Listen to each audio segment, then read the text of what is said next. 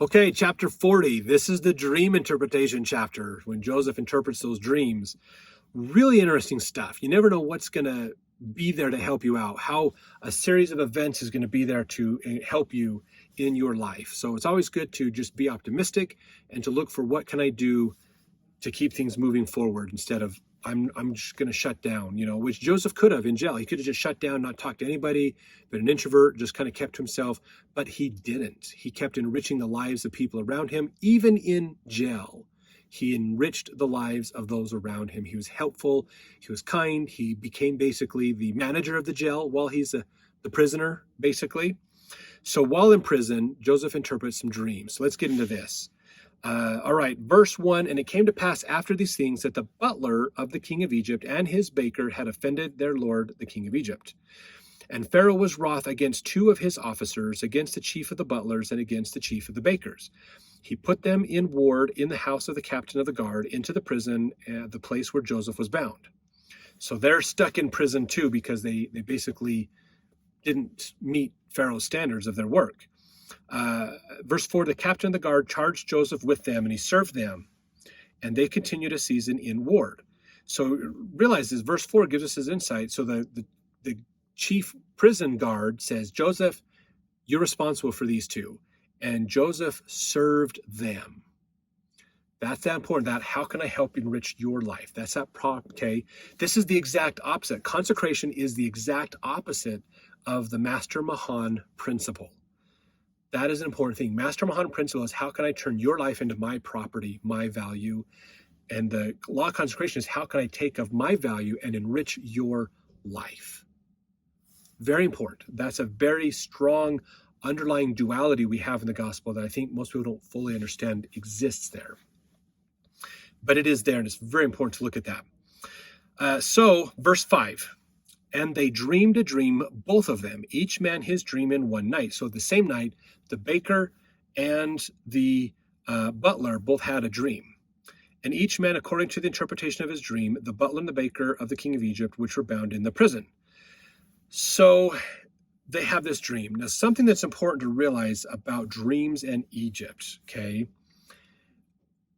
This is really important, okay? In Egypt, at this time, it was commonly held belief that every dream had meaning.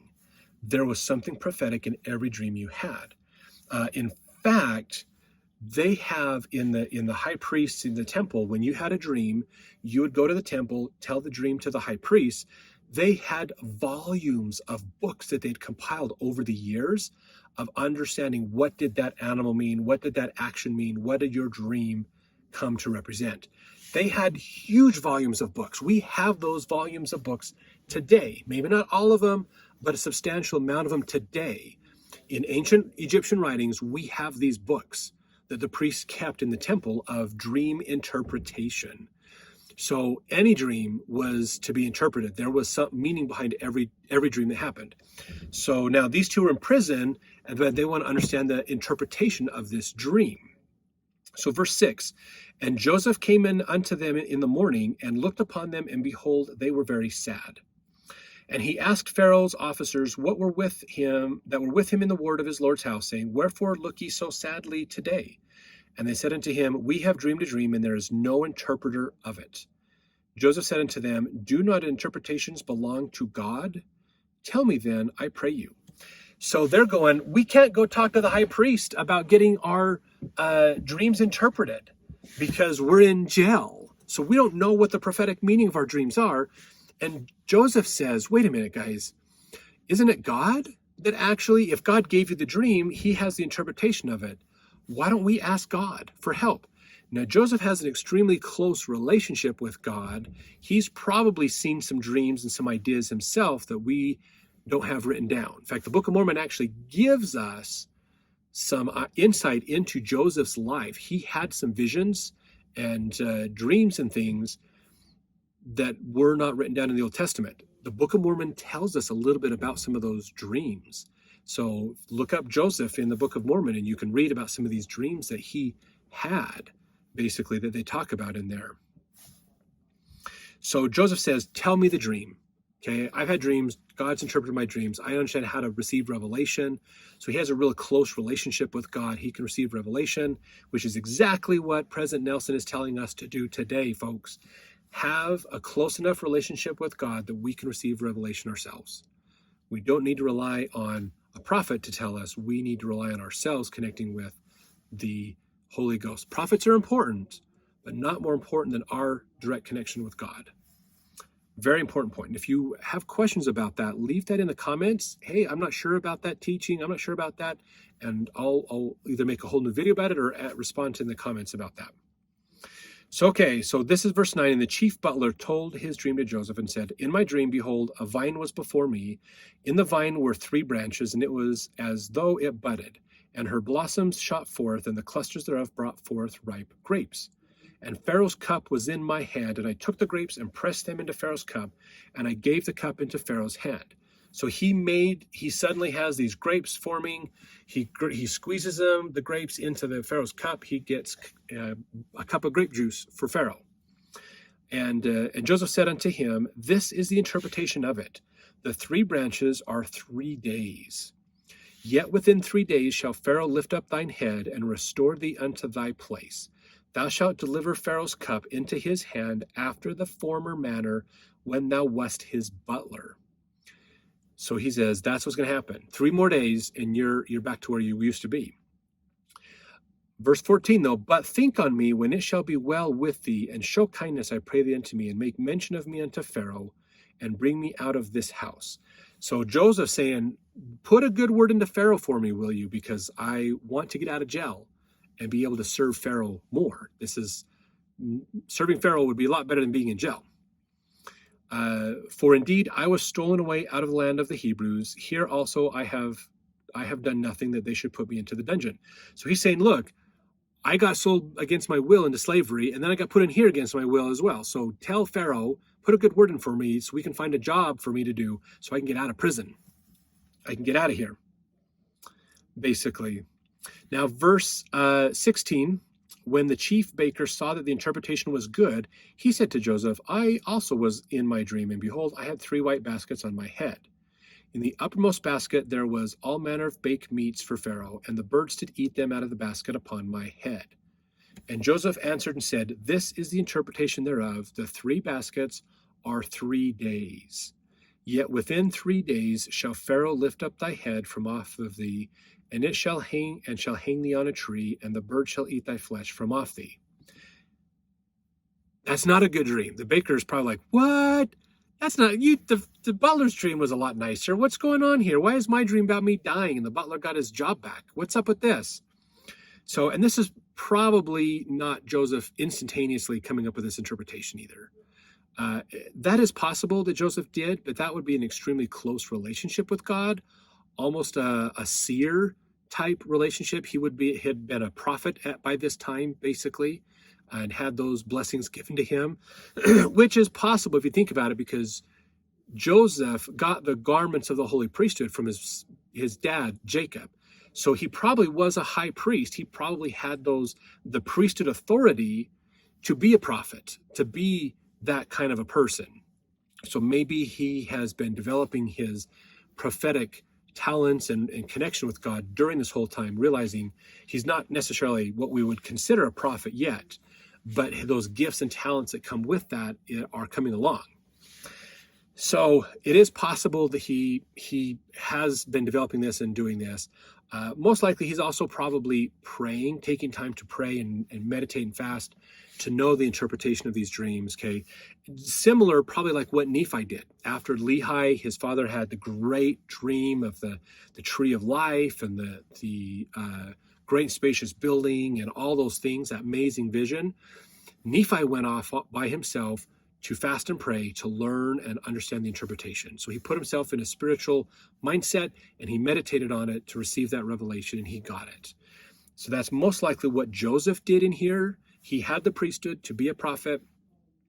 So he had that priesthood right to do this, but he was probably still developing those skills, those opportunities. So he probably took the time to pray like Nephi did to understand these interpretations, and then brought them back to these people to tell them their interpretation, basically. So that's most likely what happened. And this is important too for us to understand. A little tidbit for us to learn in here is there is no revelation that God gives that the average member of the church cannot understand and receive revelation about. So God doesn't give stuff to President Nelson exclusively and not to anybody else, okay? What God does is he gives his stuff to President Nelson to disseminate out. When he disseminates that out, we have the opportunity to go back to God and ask God to help us understand this better. We don't need to take the prophet's face value interpretation of it. We can go back to God and understand it. Now, I'll tell you, I'm not speaking against President Nelson as a prophet. I'm not saying we don't need prophets. What I'm saying is we need to be more responsible, just like Nephi, to seek wisdom from God ourselves. So when God gives the prophet something to say, like, we need to make sure and emphasize the real name of my church, not these fake nicknames, but the real name of my church. That's not for us to go listen to a bunch of people and pundits and political people or whatever with all kinds of opinions and philosophy on it and just say, oh, the church is full of baloney, blah, blah, blah, blah, blah. No, it is our job to go back to God to say, is this true? Is this right? Anything in the gospel. This is what Moroni talks about at the end of the Book of Mormon, to go to God and ask him if it is true. This is that principle that President Nelson is really trying to hammer home for us, is it is our job to seek more revelation from God ourselves. We're not reliant on the prophets. We are reliant on our testimony and our connection to God directly. That is the most important point of the whole gospel. Everything else is designed about helping us to build a more personal connection with God. Okay? This is so beautiful. I love this because the whole concept of our modern society is decentralization. That's kind of the common theme. Thanks to technology and the internet, communication is decentralized. We can literally talk to anybody, anytime, anywhere. Before, when phones first came out, you had to go to the store to borrow a phone to use it, or go to the neighbor's house there's only one per 4 homes, go to their house to use their phone to talk to people. Now you can talk on video in real time, all over the place in like a dozen different types of communication. So communication is decentralized. Finances and payment is decentralized. We're kind of going in that direction. Government, in a way, is decentralizing, where people are taking more autonomy on themselves to be more responsible, to govern themselves, and realize we don't need a top-down government to help us. Because of the communication opportunities we have, the collaboration opportunities, we can decentralize a lot of this top-down philosophy that we used to have. The gospel is decentralizing too. It's becoming more of a responsibility to the people, the individual members. So the beauty of the gospel decentralizing is it has always wanted to decentralize. The gospel is not about a top-down corporate type structure. The gospel is about coming together with Christ, gaining our testimony and building our testimony with Christ. That relationship we have with him is our testimony. That's it. The closer we come to Christ, the greater the testimony, the more revelation we get. You can look this up. All the scriptures will talk about this, even in the New Testament. The key of revelation is the relationship with Christ. So the whole point of the church is to help us to come to Christ. The point of the church isn't to come to church, to come to an organization, to support an organization. The point of the organization is to help us come to Christ. Again, how do we benefit the lives of others? So the whole point of the church is to benefit the lives of the members, not the other way around, okay? That's one of the challenges. Most churches are there to benefit themselves to an extent. The Church of Jesus Christ Latter-day Saints is there to help us all out better. So it's our personal testimony that makes the difference. And this is important as we look at this, that Joseph had developed. He spent the time praying. And granted, he had some crazy hard times, and so he's had to get on his knees because he's had no one to turn to. He's had to get on his knees. He's been by himself. He relied on God, and God blessed him and prospered him. And he learned how to love and be kind to people, even if they weren't kind and nice to him. That's consecration. He's learning how to be a Zion society in his mind, and it is blessing him and helping him because God is helping him out. That's important, guys. All of this ties together. All this goes back to exactly, almost word for word, what President Nelson has been telling us since 2018. Please literally follow what the prophet is saying, because it is literally telling us what all these stories are anecdotally telling us. Super, super important. That's such an important point. Okay, so let's hurry and finish this. We're going a little bit long. Sorry. Verse 20, and it came to pass on the third day, which was Pharaoh's birthday, he made a feast unto his servants. He lifted up the head of the chief butler and the chief baker among his servants. So he's like, oh, it's my birthday. I need servants. Okay, bring them back. They can serve me. It's my birthday. I want people to take care of me on my birthday. Verse 1, he restored the chief butler unto his butlership again. He gave the cup to Pharaoh's hand. But he hanged the chief baker. So apparently the baker pissed him off. And really, I don't know what the baker did, but holy cow, he screwed up again, or he said something or did something, and Pharaoh's like, you know what, you're out. So he hung him. So as Joseph had interpreted them, yet did not the chief butler remember Joseph, but forget him. So unfortunately, when we rely on humans, sometimes things get lost. The butler forgot to put a good word in with Pharaoh. So Joseph's still in prison. He's still stuck. But this is that low point. But we have another high point coming because he's gone low. Now it's time to bring him high. That's the next chapter. So stick around for chapter 41.